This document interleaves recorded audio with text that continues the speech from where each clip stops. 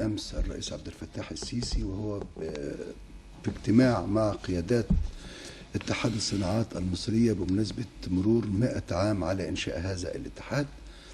وعجبت جدا بصراحة الرئيس عندما طلب من الشعب، يعني بيطالب الشعب لا تعتبر أن هناك على الطرف الآخر حكومة هي مكلفة بأن تتخذ القرار وأن تنفذ على أرض الواقع، ولكن طلب المواطنين بأن يكونوا أيضا على نفس القدر من الحرص ومن الأهمية كالحكومة مباشرة.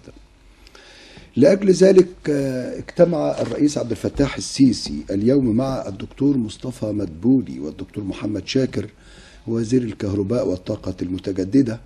تناول الاجتماع مشروعات وزارة الكهرباء على مستوى الجمهورية، خاصة في قطاعات الطاقة الجديدة والمتجددة وكذلك الربط الكهربائي مع دول الجوار.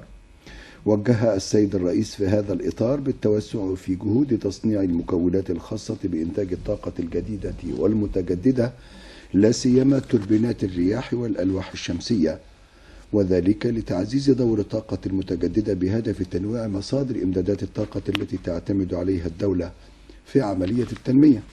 كما اطلع الرئيس السيسي على مستجدات مشروعات الربط الكهربائي مع دول الجوار، خاصة المملكة العربية السعودية وكل من اليونان وقبرص.